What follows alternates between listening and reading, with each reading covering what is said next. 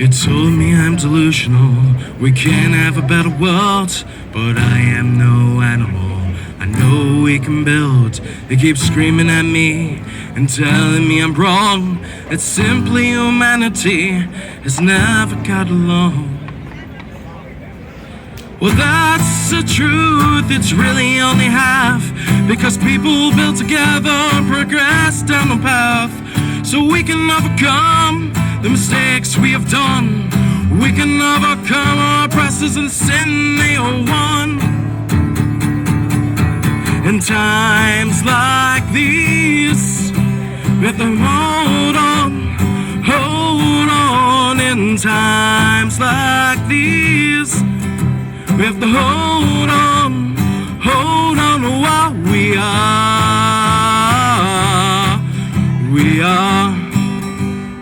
We'll hold on to what we are.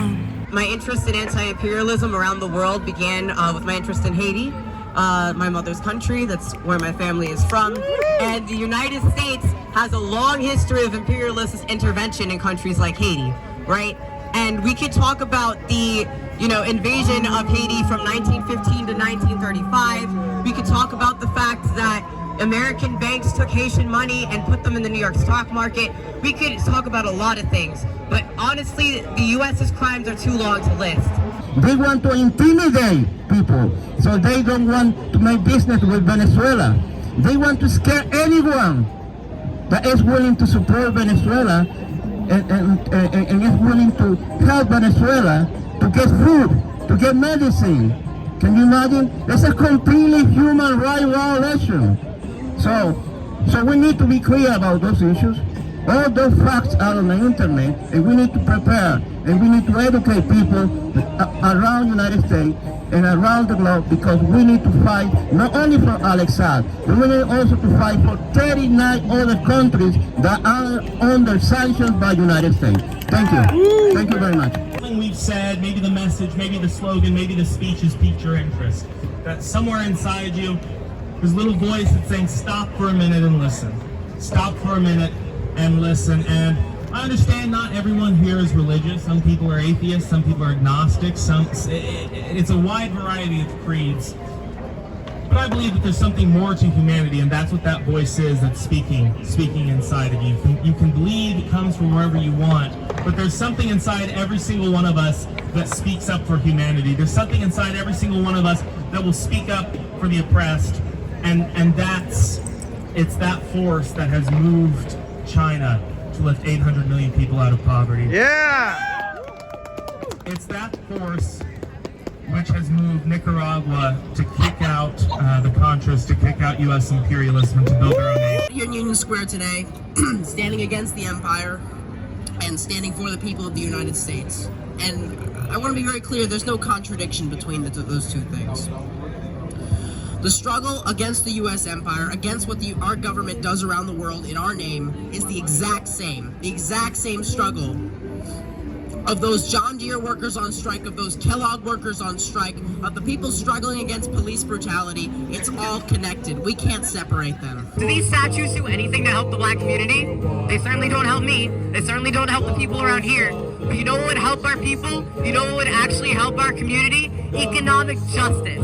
An economic bill of rights that guaranteed jobs for all of us, that guaranteed homes for all of us, that guaranteed that all of us would be able to live safe and productive lives, because these are the issues that are facing the black community right now. I mean, police brutality is important. Police brutality is also, though, just a symptom of the capitalist system. And we're talking about a lot of different issues today, but one of the main things we're going to be talking about is Alex Saab. Free Alex Saab! Free Alex Saab! Free Alex Saab! Free Alex Saab! Free Alex Saab! Now you might not know who Alex Saab is. Alex Saab is a Venezuelan diplomat who was grabbed by U.S. authorities. He was changing planes. His plane landed in Cabo Verde, and they grabbed him, and now he's in Miami. And they're trying to charge him with money laundering for feeding people. He was trying to bring food to Venezuela as a diplomat. He's been extradited to the United States. He was tortured in Cabo Verde. Complete violation of international law, complete violation of international norms, and they're holding him because they are trying to strangle Venezuela economically. They are trying to keep the people of Venezuela from getting access to the international markets. It's criminal. We say, free Alex Saab. Free Alex Saab. We're the richest country in the world, and we can't do this? Hell no. You think China says we can't do this? You think... I was just reading an article the other day where Joe Biden was saying... Joe Biden was talking about this new infrastructure bill. And he says, you know, I'm not sure if we can do it. I don't know if we can get $3 trillion. We're going to have to lower our expectations, but we're going to try to get it done. You think China? You think President Xi Jinping says, oh, I don't know if we can get this done. I don't know if we can do this. Might have to lower our expectations. Hell no! You think Fidel Castro ever said? You think Fidel Castro ever said, we can't get this done? You think Stalin ever said, we can't get this done? No! You rally the people behind you and you get it fucking done. That's right. No more will our government be weak for the corporations and roll over for whatever they want. It's time for a government by the people, for the people. Amen. Thank you. He's incarcerated in a USA prison, and he has not been able to see his lawyer, and his case will be in court on November 3rd. So it's completely illegal that someone that isn't here is not allowed to see his lawyer to defend himself. So he will not be able to see his lawyer before the first audience in court. And that's right too. So we need to really be behind this case because all the irregularities I probably mentioned, the way that he was stopped and delivered without any crime committed just because he was circumnavigating the sanctions that the United States was imposing to Venezuela. We need to be clear about that, and we need to really fight to liberate Alex Saab. Free Alex Saab! Free Alex Saab! Free Alex Saab! When China goes into African countries and it goes into countries in Asia, and it goes to help them and trade with them, their people get richer. Their people live better lives. They themselves in their country have raised millions of people out of poverty. And we need to stand in solidarity with them too. Thank you. Richest country in the world. There are too many damn homeless people. Yeah. Too many damn unemployed people. Yes. What I am against is the starvation wages that every worker has to go through. Yeah. You see, homeless people, do you really want to solve the homeless crisis? We need a government action so they can provide jobs for homeless people. That's right. Of those here in the United States for the Kellogg's workers, for the workers that's striking at John Deere, for the workers that are struggling, living on the streets or are homeless, for the workers who don't have health care, for the workers who don't have a proper education. Yeah. All the connections are the same, whether there's a struggle in Cuba, whether there's a struggle in Nicaragua, whether there's a struggle in Venezuela, whether there's a struggle in China, or it's just... We're working class people. You're our brother. We don't hate you, sir. We don't hate you. We're not trying to harm you. We love you. We want life to get better for you and your family. You're good within you, sir. There's good within you, sir. There's good within you. There's good within you. There's good within you. We're here. I know you're upset. I know you're upset. I want you to take a deep breath, sir. I want you to take a deep breath. I want you to take a deep breath and calm down because no one here wants to harm you. No one's here trying to harm you. We're on your side. We want to help you. We want to help you. We're having our rally. You can have yours. We can respect you. You can respect us. We're in the same space. This is a public space. No, we live here. We have just as much right to be here as they do. This is a free country, I'm sorry that you're so upset, sir. This is a space for everyone. This is public space. This is public space. Hallelujah. Public space, yes. And you My have friends, I know we don't have a church building right now. You're angry, and I don't understand why you have such rage. I don't understand the rage with you, sir. I don't. What if you were at a good rock and roll concert and someone comes in and starts preaching free speech? A lot of anger. There's so much anger in our society right now. So much rage. So much anger. We're not ready. Hallelujah. You know, we're not trying to harm you. You're upset. You're agitated, and we understand that. But Last week's you service, know, raise your hand we if you were have here no for last hatred week's for service. people who might disagree with us. Okay, We have you no go. hatred for religious people. I'm a Christian. I believe in Jesus Christ. Jesus Christ is my Lord and Giving us Savior. joy, But I know for a fact that Jesus Christ would never support a system where the profits We come didn't from care what people. nobody Jesus Christ would never support wars and big corporations and banks. Jesus Christ would never stand for a system that lets hungry children starve so they can feed the Pentagon. There's nothing anti-Christian about what we're doing here.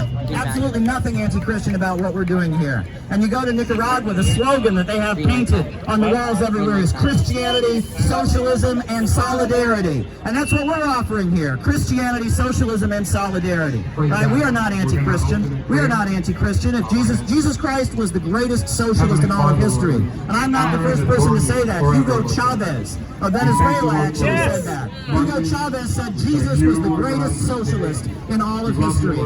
And that is our position as well. And we're not hostile. That man was so full of rage, so full of hate. You know, these Christian churches, they tell people communism is the enemy. Why? I think the enemy is the big corporations. Jesus didn't drive the communists out of the temple. He drove the money changers out of the temple. That's right.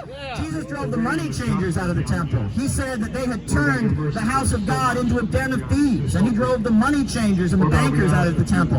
If I am not mistaken, Jesus Christ, he actually said that you cannot serve God and money. You must pick one or the other, that you have to take the choice. Well, I'm telling you, the Bible speaks for itself. The Bible is a great piece of communist propaganda.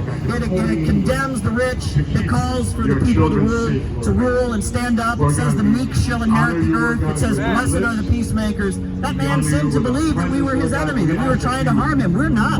We are on his side. In fact, we are putting out a very, very Christian message. But it's also a Muslim message.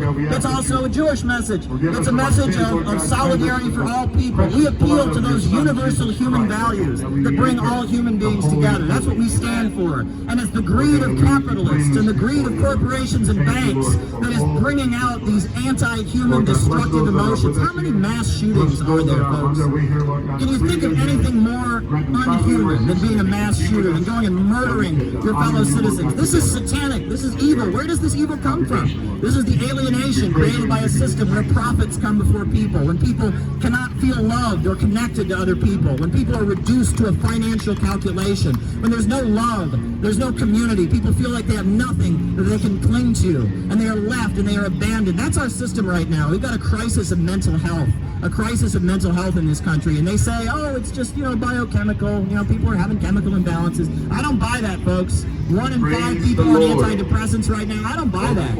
I would say that we're facing the death agony of capitalism. We're facing capitalism in decay. And capitalism in decay is driving people to insanity. And we have no hostility toward these folks. We're letting them do their rally. We're not trying to take their microphone. I'm not running up to that guy and harassing him, because I respect him. We have religious freedom in this country, just like we have freedom of speech and freedom of assembly. And we will continue to do this. You're not going to be able to intimidate us. You're not going to be able to shoot us down or shut us down. We're socialists. We're anti-imperialists. We're patriotic Americans. We love our country. We are not opposed to anyone. We want to engage with anyone who has a view that's different than ours. We're here to talk about love. And when you go to the socialist countries, I've been to Venezuela, I've been to Ecuador when Correa was in, I've been to anti-imperialist countries, you feel the love. The people there aren't driven apart from each other like they are in this society. They're not alienated from each other. Instead they're standing arm in arm. They're one united working class. There's guns all over Cuba. You know that? There's a lot of gun ownership in Cuba. But they aren't killing each other. You know why? Because they're one united working class. They're not killing each other. The gun issue that we have in the United States, the mass shootings and all that, this is a symptom of capitalism in decay. We got to support those John Deere workers that are out on strike. We got to support those Kellogg's workers that are out on strike. We got to support the nurses who are out on strike right now. Working families are struggling for justice, and we're here to stand in solidarity with working families. That's what we're here to do. Hold on to this truth, we are on our way. We can defeat capital in decay. Working people are ready for a change. We are entering into the new modern age. In times like these, we have to hold on. In times like these, we have to hold on to what we are, what we are. Hold on to what we are, what we are, what we are. City builders.